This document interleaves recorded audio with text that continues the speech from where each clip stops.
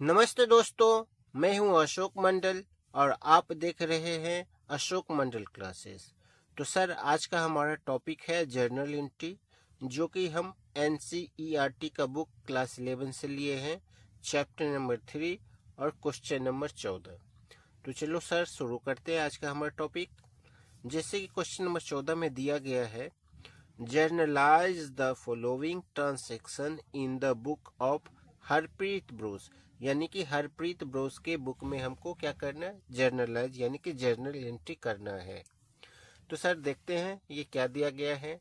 यहाँ पे जैसे कि देख पा रहे हैं, यहाँ पे दिया है ₹1000 due from Rohit are now bad date.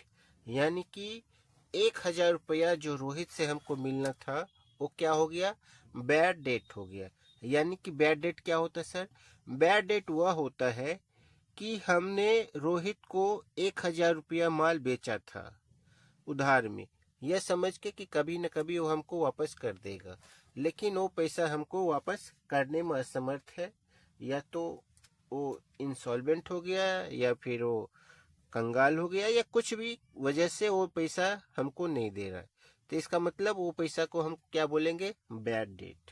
तो ठीक है सर, ओके।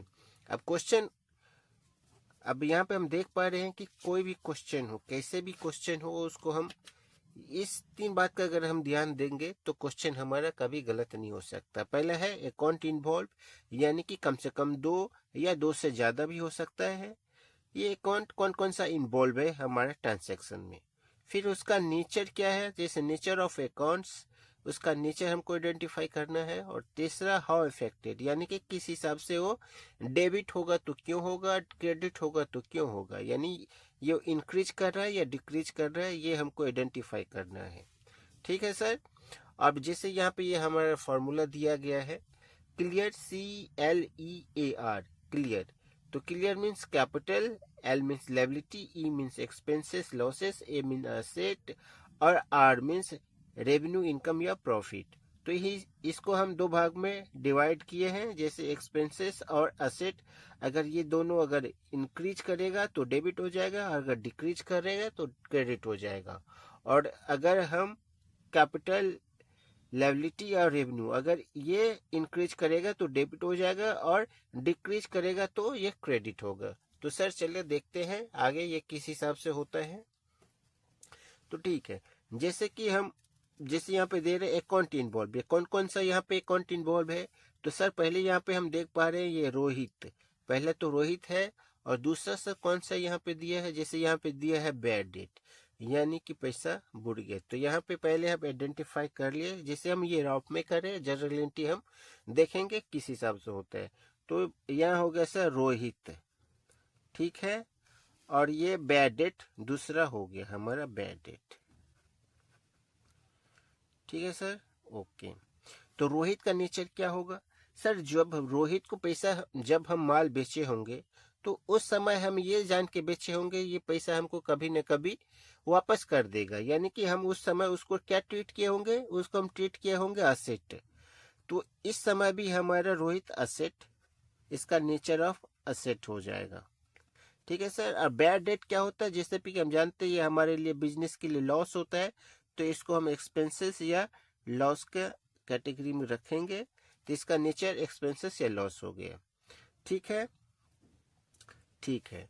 तो सर जैसे कि हम यहाँ पे क्वेश्चन दिया गया था, अब ये क्या होगा, इंक्रीज होगा या डिक्रीज होगा, डेबिट होगा या क्रेडिट होगा। तो देखते हैं, जैसे रोहित का बैलेंस मान के चलते कितना, हमको 1000 था। अब रोहित 1000 था, लेकिन रोहित तो अब हमको पैसा वापस वो 1000 करने वाला नहीं है, क्योंकि ये हमारा बैड डेट हो गया।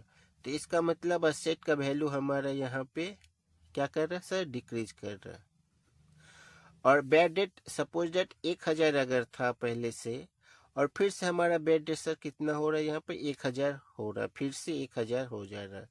तो सर क्या हो जाएगा, बैड डेट का वैल्यू इंक्रीज कर जाएगा, क्योंकि 1000 तो पहले से ही था, 1000 फिर से हो रहा है। तो इसका मतलब बैड डेट हमारा इंक्रीज कर रहा है। तो असेट अगर हम डिक्रीज करेगा तो क्या होगा, असेट ये है हमारा, असेट अगर डिक्रीज कर रहा है यहाँ पे तो क्रेडिट हो जा रहा है।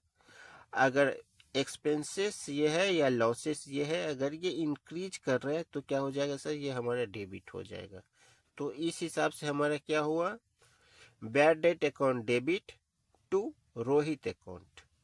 तो यहाँ पे हम जिससे फॉर्मा कर लिए हैं, बना लिए हैं, इसका यहाँ पे लिख दिए हैं book of Harpreet Bros journal यहाँ पे डेट के साइड में ए लिख दिए हैं, ए दिया था तो यहाँ पे लिखे bad debt account debit to Rohit. Account लिखने का यहाँ कोई जरूरत नहीं है, छोड़ सकते हैं आप। इसमें डेबिट साइड में 1000, क्रेडिट साइड में 1000, और यहाँ पे नरेशन लिख दिए being 1000 rupees due from Rohit is a bad debt, और यहाँ पे 9 लिख दिए। तो इस हिसाब से हम दूसरा ट्रांजेक्शन दे। सर नेक्स्ट क्वेश्चन हमारा दिया गया है B number, goods worth ₹2000 were used by the proprietor, यानी कर रहा है 2000 रुपया प्रोपराइटर ने गुड्स यानी कि माल खुद के लिए यूज कर लिया। ठीक है सर, तो इसमें हमारा कौन सा अकाउंट इन्वॉल्व है, अगर यहाँ पे पहले तो ये हो जाएगा, अगर गुड्स खुद के लिए यूज कर रहा है तो उसको क्या बोलते हैं हम सर, ड्राइंग बोलते हैं। तो पहला तो हमारा यहाँ ड्राइंग इन्वॉल्व हो जाएगा, और दूसरा सर कौन सा होगा, दूसरा परचेज होगा। परचेज आप बोलेंगे सर परचेज कहाँ से आ गया, तो इसको थोड़ा क्लैरिफाई करते हैं, परचेज कहाँ से आ जाएगा। तो सर सपोज दैट आपका, मान के चलते हैं कि आपका एक शॉप है, ग्रोसरी का आप एक शॉप है, जिसमें आपने 100 केजी बासमती राइस रखे हुए हैं बेचने के लिए। आपने जब खरीदे, इसको तो आपको खरीदना ही पड़ेगा ना सर, कहीं से तो पेड़ से तो आप तोड़ के नहीं लाओगे। ये आपने जब खरीदा था उस समय का मैं बात बोल रहा हूँ, 100 केजी आप जब खरीदे थे तो उस समय आप ये मान कर चले थे कि इसको हम मार्केट में बेचेंगे, ठीक है। उसमें आपने क्या किए थे, उसमें 10 केजी क्या किया, पर्सनली यूज के लिए आपने इसको यूज कर लिया। तो इसका कितना रह गया सर, अगर 10 की जो यूज कर लिया तो ये इसका 90 केजी रह गया। क्यों, क्योंकि आपने 10 केजी खुद के लिए यूज कर लिया। तो इसका वैल्यू क्या हो गया, डिक्रीज हो गया, यानी कि ये नीचे आ गया। और यहाँ पे जब ये आप 10 केजी जो आप पर्सनली यूज कर रहे हैं, ये सेल्स तो होगा नहीं। क्यों नहीं होगा, क्योंकि इसको आप सेल्स नहीं कर रहे। ठीक है सर, तो ये सेल्स तो होगा नहीं।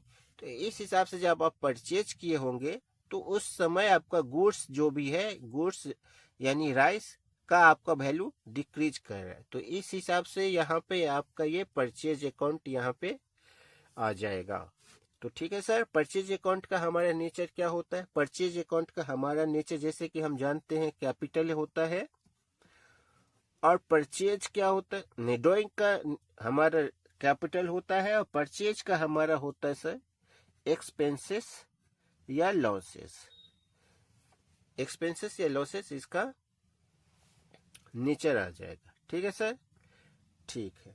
तो मान के चलते हैं, सपोज दैट एक जूम कर लेते हैं, हमारा ड्राइंग कितना था, सपोज दैट हमारा ड्राइंग था 10,000। ठीक है सर, ड्राइंग का वैल्यू कितना था, ड्राइंग मतलब कैपिटल का वैल्यू कितना था 10,000, और फिर से हमने कैपिटल में से कितना निकाल लिए खुद के लिए माल, 2,000 रुपये हमने पर्सनली यूज के लिए निकाल लिए। तो यहाँ पे सर इसका कैपिटल हमारा कितना रह जाएगा, 8,000 ही रह जाएगा। तो इस हिसाब से ये हमारा क्या होगा, कैपिटल डिक्रीज करेगा।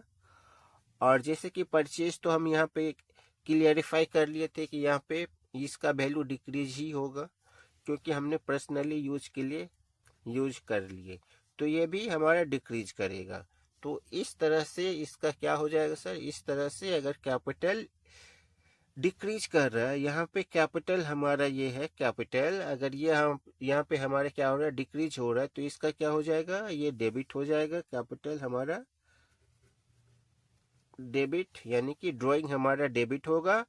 और परचेज क्या हो जाएगा सर, ये परचेज जैसे कि एक्सपेंसेस है या लॉसेस है, एक्सपेंसेस लॉसेस डिक्रीज कर रहे हैं, तो ये यहाँ पे क्रेडिट हो जा रहा है, तो यहाँ क्रेडिट होगा। तो हमारा फर्स्ट फाइनल अकाउंट बन जाएगा drawing account debit to purchase account. तो यहाँ पे हमने यहाँ इसका ट्रांसैक्शन कर दिया है, जैसे कि बी नंबर में drawing account debit 2000 to purchase account कितना 2000। ठीक है, यहाँ पे हमने नरेशन सर लिख दिया, being goods ₹2000 use by proprietor. तो इस हिसाब से इसका हम ये करेंगे। लेकिन सर आप बोलेंगे सर परचेज तो हमेशा हम डेबिट करते हैं, यहाँ पे क्रेडिट क्यों होगा? क्वेश्चन सही है कि लेकिन परचेज जब हम माल बेचते हैं ना सर, तब हम ये डेबिट होता है, लेकिन जब परचेज हम खुद यूज कर रहे हैं खुद के लिए, तब ये इसका ट्रांसैक्शन क्रेडिट में हो जाएगा, इसलिए यहाँ पे क्रेडिट हो रहा है। ठीक है सर, नेक्स्ट क्वेश्चन हम देखते हैं। जैसे कि यहाँ दिया है C number, charge depreciation at rate of 10% per annum for 2 months on machinery cost ₹30,000। यानी कि बोल रहा है डिप्रिसिएशन लग रहा है, किसके ऊपर लग रहा है? मशीनरी के ऊपर लग रहा है। कितने महीने के लिए लग रहा है सर? 10,000, मतलब 30,000 पर 10% लग रहा है। तो सर ये डिप्रिसिएशन क्या होता है? यहाँ पे सबसे समझते हैं डिप्रिसिएशन होता है क्या है। सपोज दैट आपने एक मशीन खरीदा, ठीक है सर, मशीन जब आप खरीदा उसका वैल्यू कितना था उस समय? 30,000 था। ठीक है, आपने इसको एक साल 30,000 जनवरी में लिया, लेकिन अब अगले साल में इसका वैल्यू क्या 30,000 ही रह जाएगा? नहीं रहेगा। क्यों? क्योंकि इसमें डिप्रिसिएशन यानी वियर एंड टियर, यानी इसमें घिसाव होगा, मशीन पुराना हो जाएगा, तो इस हिसाब से इसका वैल्यू कम हो जाएगा। तो उसी को सर हम क्या बोलते हैं? डिप्रिसिएशन। तो मशीनरी पर कितना डिप्रिसिएशन लग रहा है सर? 10। तो अभी सबसे पहले तो हम डिप्रिसिएशन का वैल्यू निकालेंगे। जैसे कि यहाँ पे तो 30,000 का हम इसका निकालेंगे डिप्रिसिएशन। जैसे 10% यहाँ पे दिया गया है, तो 10% निकालने के लिए 10/100 हो जाएगा। एक जीरो से एक जीरो गया, फिर ये जीरो गया, यानी कितना हो जाएगा? कहें 3,000। यानी एक साल का इसका डिप्रिसिएशन निकला 3,000। अब इसको कितना महीना का निकालना है सर? 2 महीना का निकालना है। तो 2 महीना निकालने के लिए 2 यानी 1 महीना निकालने के लिए कितना होगा? इसको 12 महीना से डिवाइड करेंगे तो 1 महीना का निकलेगा, और इसको फिर 2 से अगर इंटू करेंगे तो 2 महीना का निकल जाएगा। तो इसको 1 की जगह हम 2 कर दिए।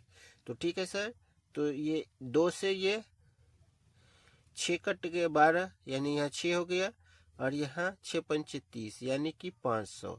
इसका डिप्रिसिएशन निकला सर 500। ठीक है, अब हम क्वेश्चन देखते हैं इसमें क्या दिया गया है। क्वेश्चन जैसे कि इसमें कौन सा अकाउंट इन्वॉल्व है। जैसे कि यहाँ पे डिप्रिसिएशन दे दिया है, तो पहला तो ट्रांसैक्शन डिप्रिसिएशन इन्वॉल्व है, और दूसरा कौन सा सर? दूसरा है मशीनरी। तो दूसरा यहाँ पे क्या हो जाएगा? मशीनरी। तो यहाँ पे ट्रांसैक्शन पहला कौन सा है? डिप्रिसिएशन। तो डिप्रिसिएशन हमारा आ गया, और दूसरा कौन सा है? मशीनरी। तो दूसरा हमारा हो जाएगा मशीनरी। ठीक है सर, ओके। अब डिप्रिसिएशन क्या इसका नेचर होता है? जैसे कि हम जानते हैं डिप्रिसिएशन बिजनेस के लिए एक हिसाब से लॉस होता है, तो इसका हो जाएगा nature expenses and losses account के अंदर। और मशीनरी जैसे कि हम जानते हैं इसका नेचर असेट होता है। ठीक है सर, ठीक है। तो ओके, अब हम इसको देखते हैं किस हिसाब से ये इंक्रीज करेगा या डिक्रीज करेगा। तो जैसे कि हम मान के चले, अभी हम पहले का हमारा डिप्रिसिएशन ये 1,000 रुपया था, सपोज पहले से 1,000 का डिप्रिसिएशन था। अभी कितना डिप्रिसिएशन हो गया? अभी 500 रुपया फिर से डिप्रिसिएशन हो गया, यानी कि टोटल 1,500 हो जाएगा। कहने का मतलब ये इसका डिप्रिसिएशन का वैल्यू इंक्रीज कर रहे हैं। और मशीनरी सपोज डेट अगर 30,000 का था, तो डिप्रिसिएशन हमारा कितना का लग रहा है? 500 का हमारा डिप्रिसिएशन लग रहा है। तो मशीनरी का वैल्यू 29,500 ही रह जाएगा सर। क्यों? क्योंकि ये तो डिप्रिसिएशन इसमें चार्ज हो रहा है, तो इसका मतलब असेट का वैल्यू डिक्रीज हो जाएगा। तो इस हिसाब से क्या हो जाएगा? अगर एक्सपेंसेस बढ़ रहा है तो क्या होगा? अगर एक्सपेंसेस यहाँ पे है, एक्सपेंसेस बढ़ रहा है तो डेबिट हो जाएगा। अगर असेट यहाँ पे डिक्रीज हो रहा है तो ये हो जाएगा क्रेडिट। तो इस तरह से depreciation account debit to machinery account credit. तो इस हिसाब से डी नंबर यहाँ पे जैसे कि हम देख पा रहे हैं, डी नंबर है कौन सा सी नंबर है, डिप्रिसिएशन अकाउंट डेबिट कितना 500 टू मशीनरी अकाउंट कितना 500।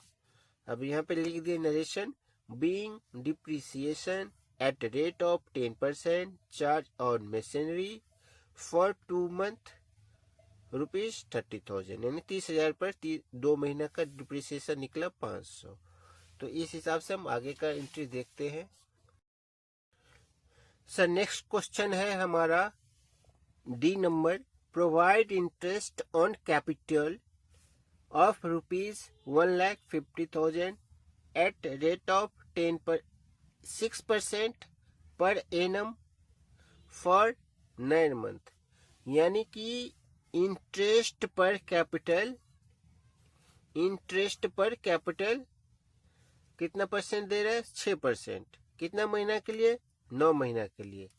पहले तो इसको हम सबसे पहले आइडेंटिफाई निकालना पड़ेगा, ये 9 महीना के लिए इंटरेस्ट ऑफ कैपिटल होगा कितना, फिर हम आगे का देखते हैं। तो अगर यहाँ 1.5 लाख है, यहाँ पे 1.5 लाख, ठीक है सर, ओके। 1.5 लाख का 6% के हिसाब से कितना हो जाएगा, 6% के हिसाब से ये हो गया, और 9 महीना ऊपर हो जाएगा, और 12 से हम डिवाइड कर देंगे 1 महीना निकालने के लिए। तो इस हिसाब से इसका सारा निकल जाएगा। तो इसको 0 से 0 कट गया, ये 0 से ये 0 कट गया, फिर ये 6 से ये 2 हो गया, अब 2 से 4.5 ये हो जाएगा। तो इस हिसाब से इसका हम अगर इसको अगर इंटू करेंगे तो ये हो जाएगा 6,750 रुपया इसका ये इंटरेस्ट निकलेगा। ठीक है सर, ओके। अब ये बोल रहा है इंटरेस्ट ऑन कैपिटल होता क्या है। ठीक है सर, ठीक है सर। इंटरेस्ट ऑन कैपिटल क्या होता है सर, जैसे कि जानते हैं बिजनेस का जो ऑनर होता है और बिजनेस दोनों अलग एंटिटी होता है। बिजनेसमैन क्या करता है, बिजनेस में पैसा लगाता है। यहाँ पे उसने सपोज 1.5 लाख रुपया लगाया था बिजनेस में। अब 1.5 लाख रुपया लगाया था तो वो एक तरह से वो बिजनेस के लिए कर्जा होता मतलब बिजनेस को उस पे ऑनर को इंटरेस्ट पे करना पड़ेगा 1.5 लाख के ऊपर। तो यहाँ पे वो 1.5 लाख को इंटरेस्ट पे कर रहा है। 1.5 लाख का कितना 6,750 रुपया किसको पे कर रहा है, मालिक को पे कर रहा है। तो यहाँ सिनेरियो ये बनता है। तो इंटरेस्ट ऑन कैपिटल बिजनेस को देना पड़ेगा, बिजनेस के मालिक को। तो ठीक है सर, तो यहाँ पे पहला हमारा ट्रांसैक्शन कौन सा इन्वॉल्व है, इंटरेस्ट ऑन कैपिटल।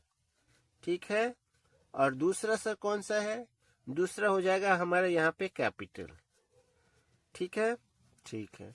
तो इंटरेस्ट ऑन कैपिटल का नेचर क्या होता है, इंटरेस्ट ऑन कैपिटल बिजनेस के लिए खर्चा होता है, मालिक के लिए इनकम होता है। तो हम बिजनेस के पॉइंट ऑफ व्यू से देखेंगे तो ये हमारा हो जाएगा इसका नेचर एक्सपेंसेस। और कैपिटल जैसे कि हम जानते हैं कैपिटल ही होता है। ठीक है, ओके। अब हम देखते हैं कि इंक्रीज करेगा या डिक्रीज करेगा। ठीक है, interest on capital suppose that मान के चलते हैं इंटरेस्ट ऑन कैपिटल पहले से बिजनेस में था 10,000, अब फिर से कितना पेमेंट कर रहा है ऑनर को, 6,750 रुपया, तो यानी कि 16,750 रुपया इसका हो जाएगा। तो एक हिसाब से ये हमारा इंक्रीज कर रहा है। तो इंटरेस्ट ऑन कैपिटल क्या कर रहा है सर, हमारा यहाँ पे इंक्रीज कर रहा है। और कैपिटल क्या कर रहा है, कैपिटल भी मान के चलते अगर 10,000 का था और 10,000 का था तो उसमें बिजनेस का जो मालिक ऑनर है वो 6,750 रुपया वो कैपिटल के साथ जुड़ जाएगा, कैपिटल के साथ इंक्रीज करेगा। यानी कि अगर 10,000 था पहले से, 6,750 रुपया उसका कैपिटल बढ़ जाएगा, यानी कि कैपिटल इंक्रीज करेगा। तो 16,750 रुपया यानी कि ये भी इंक्रीज करेगा। तो ये दोनों इंक्रीज कर रहा है। अगर इंक्रीज करेगा तो क्या होगा, एक्सपेंसेस अगर इंक्रीज करेगा तो क्या होगा, यहाँ पे एक्सपेंसेस इंक्रीज कर रहा है तो डेबिट हो रहा है। और कैपिटल अगर इंक्रीज कर रहा है, यहाँ पे ये सर कैपिटल है, ये कैपिटल इंक्रीज कर रहा है तो क्रेडिट हो जाएगा। तो इस हिसाब से क्या हो जाएगा, interest on capital account debit to capital. तो यहाँ पे जैसे कि हम देख पा रहे हैं डी नंबर में यहाँ पे करके रखे हैं, डी नंबर दे दिए, इंटरेस्ट ऑन कैपिटल अकाउंट 6,750 रुपया टू कैपिटल अकाउंट 6,750 रुपया। और नरेशन में हमने लिख दिया being interest on capital ₹1,50,000 eight rate of 6% per annum is provided for 9 months। तो इस हिसाब से इसका नरेशन लिख दिया। तो सर आगे का एंट्री हम देखते हैं कि क्या है। तो सर यहाँ पे दिया गया ई नंबर में, Rahul become insolvent who owed ₹2,000. A final dividend of 60 paisa in a rupees is received from his estate। यानी कि क्वेश्चन में ये बोल रहा है राहुल क्या हो गया, इंसॉल्वेंट हो गया, यानी कि वो इसको बोलते हैं दिवालिया हो गया, यानी मतलब दिवालिया कंगाल हो गया। जो कितना पैसा लिया था, 2,000 रुपया बाकी था देने को, जिसमें से उसने क्या किया, 60 पैसे, मतलब 1 रुपया में 60 पैसा देगा, यानी कि 60%। वो 60% पैसा वापस करेगा। अब बाद बाकी पैसा क्या हो जाएगा, वो बैड डेट हो जाएगा। तो सपोज दैट यहाँ पे हमारा कितना पैसा था, 2,000 रुपया बाकी था। अब उसमें से 2,000 में से हमको कितना मिलेगा, 60%। तो 60% निकाल लेंगे, कितना हो जाएगा, 60% हो जाएगा सर यहाँ पे 1,200। तो 1,200 हमारा ये क्या होगा, कैश हमको मिल गया। और 800 रुपया क्या हो गया, ये हमारा बैड डेट हो गया, ये हमको नहीं मिलने वाले, ये पैसा बुड़ गया। और सर अब ये 2 अकाउंट यहाँ पे इन्वॉल्व हो गया। तीसरा सर कौन सा हो गया, तीसरा है राहुल अकाउंट। तो हम देखते हैं इसमें कौन कौन सा। पहला तो राहुल, पहला अकाउंट कौन सा है, कैश अकाउंट है, ओके। दूसरा है बैड डेट अकाउंट है, ठीक है सर। तीसरा है हमारा राहुल अकाउंट, ओके।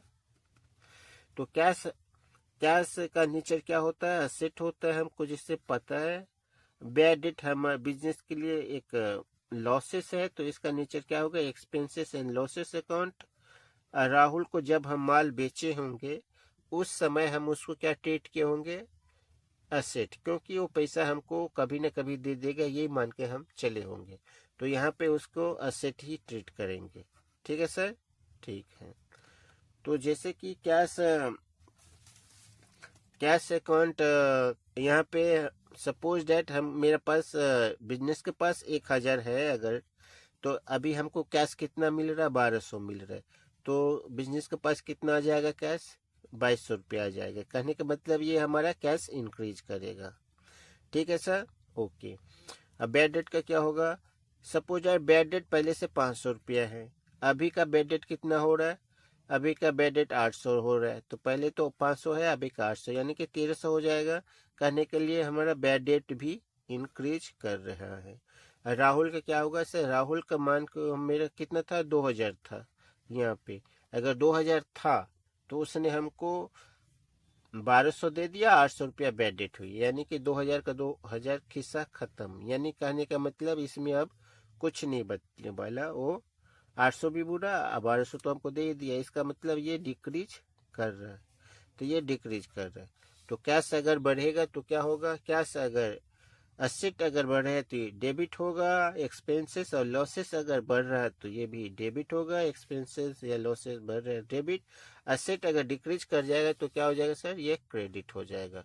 तो इस हिसाब से हमारा क्या हो जाएगा, cash account debit, bad debt account debit to Rahul account. देखते हैं नेक्स्ट क्वेश्चन क्या है।